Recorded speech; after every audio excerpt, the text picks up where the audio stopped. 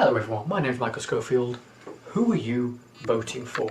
Will it be the Labour Party, the Conservatives, Lib Dems, SNP, Green Party, UKIP? Who are you going for? I know who I'm going for. None of them. You're hearing from all and sundry celebrities, students, people on the left, people on the right. Vote for this, vote for that, vote for him, vote for her. If you don't vote, you can't complain, you can't whinge, right? In my opinion, that's faulty logic. The only tiny bit of logic you have, and even then it doesn't really hold fast and true, is that if you vote and the party that you voted for gets in, then you can't really complain because you achieved.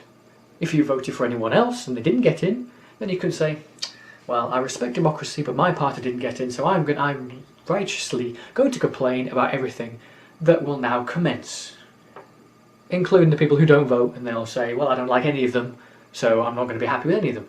If you voted and the party you got, that you voted for, is now in, unless they go against what they said they would do in the manifesto, which happens almost every frigging time, then it's hard for you to really complain as much as the people who didn't win, whilst again respecting the democratic process. Why don't I vote? Why am I even promoting not to vote? Am I promoting not to vote from a position of I don't care about politics, or I'm with the people who really are not engaged whatsoever about politics, who just don't know anything to do with politics?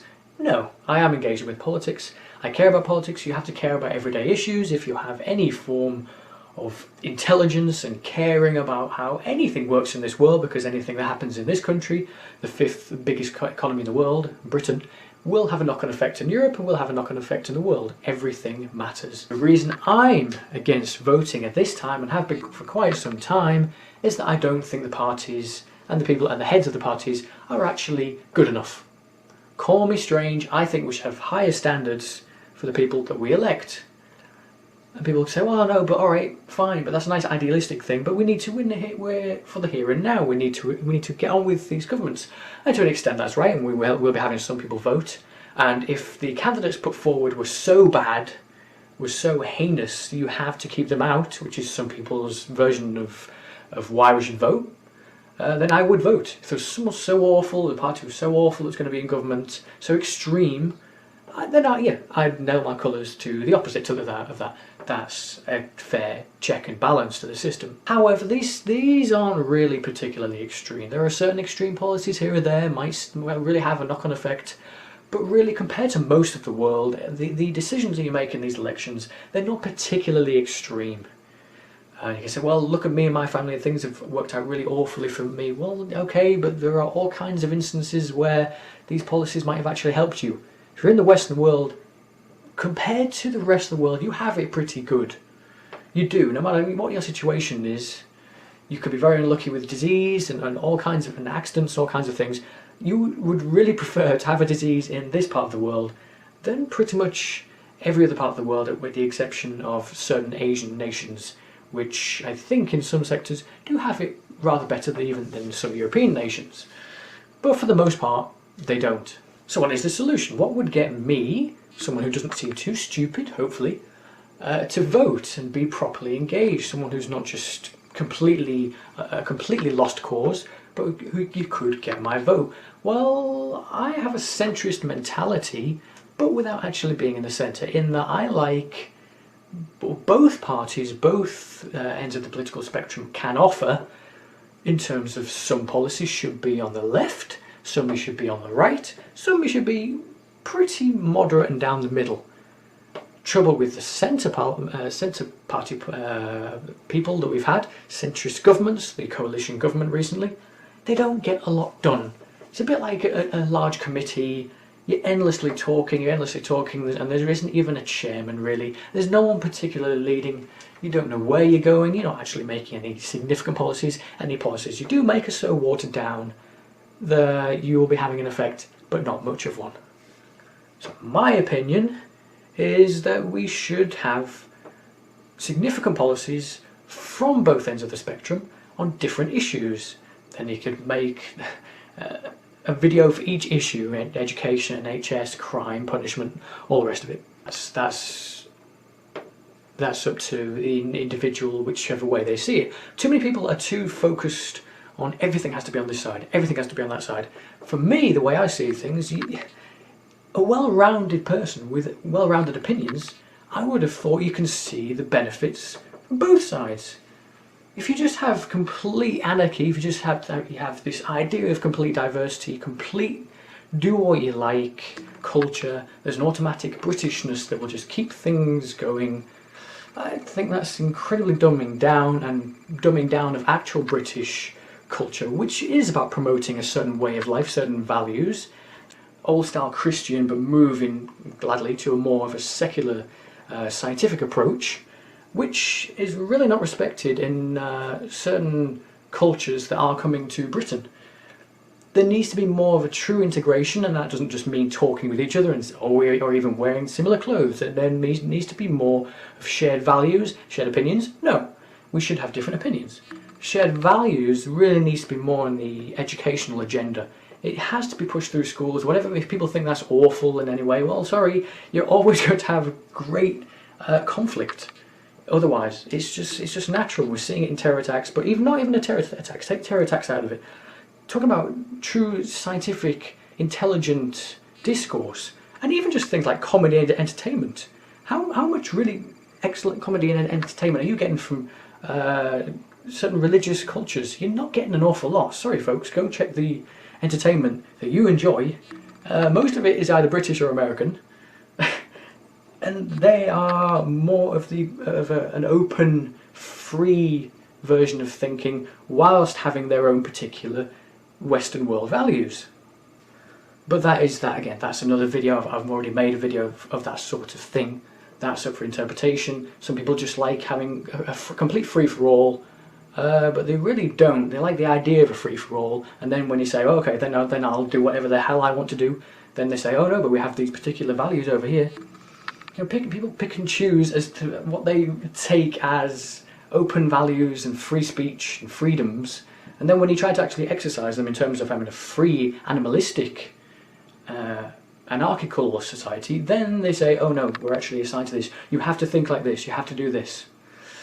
Then you look on the other side of things with the Conservatives that they're so attached to a particular economic model of things and innately view some people as lesser, as people on the welfare state automatically evil, when they're not appreciating that people have all kinds of luck in their lives, have all kinds of reasons why they succeed or don't succeed, and that whilst any budget, any system shouldn't be inflated, any sort of civilised society should care about its most vulnerable, disabled, unemployed, people with mental health issues, which is an increasingly significant issue, and rightly so.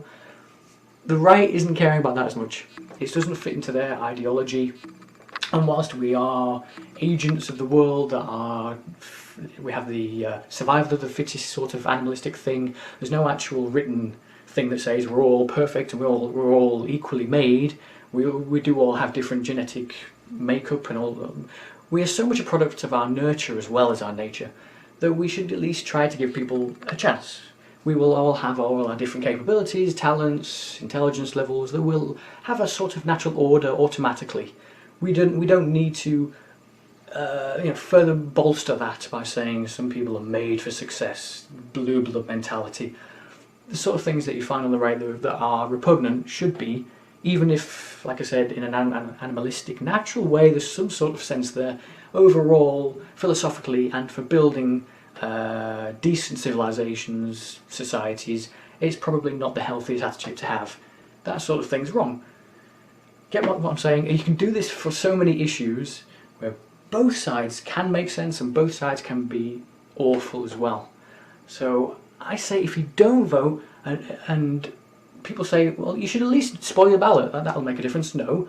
Check the figures. Each time there's an election, they always show who's voted for which parties, right? And the not voting side is a pretty significant side, if not the largest majority of people actually don't vote, who could vote, who are eligible to vote but don't. They know roughly how many people aren't voting. It's not like they're just out the system. All our details are on computer databases. They have an idea of who could vote and who don't. And so then parties can either make the decision to potentially engage those people whilst looking at the demographics, generally younger people, and then see if they want to engage them or not. Jeremy Corbyn wisely saw that and thought, I'm going to make a true push here. I'm going to scrap tuition fees for younger people here. I'm going to make this big effort. And whilst he had zero chance at the start of this campaign, he has pushed his chance up because he has engaged. Theresa May, as she has played for time, she's kicked the ball away instead of tried to score goals herself. Very dangerous when we've seen the likes of the Trump movement that took the bull by the horns, and whilst has been wrong in so many areas, he did manage to get people on the left as well as the traditional people on the right with the Republican side. He did get some Democratic votes. You check, there are Dems for Trump, black people for Trump, Hispanic people for Trump, and a huge demographic of women voted for Trump. That sort of mentality of, can you appeal to different people? Can you have an ambition of $1 trillion infrastructure spending whilst keeping certain radical cultures at bay, whilst also not being also politically correct in that everything has to have this certain Christian mentality, even though he's a strong Christian. It's not saying that absolutely everybody has to be like this. You can be politically incorrect, you can be from the left, you can be from the right.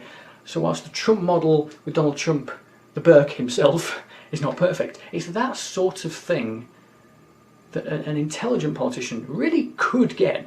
And Trump has evidence just in a few years that you don't need to have any particular political mindset or even backing. You can make the difference if you choose the best of all worlds.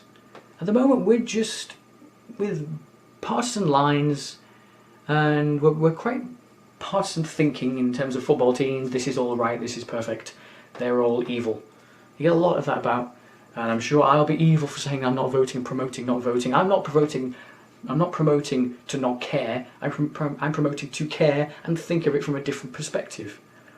But whichever way you go, make no mistake, you should have the right to speak and complain and hope that we get better candidates in the future, a greater politics. I think eventually, who knows when it will be, 100 years in the future, these partisan lines will seem very primitive eventually. So why don't we try to jump the gun now and look for candidates who will be the best of all worlds.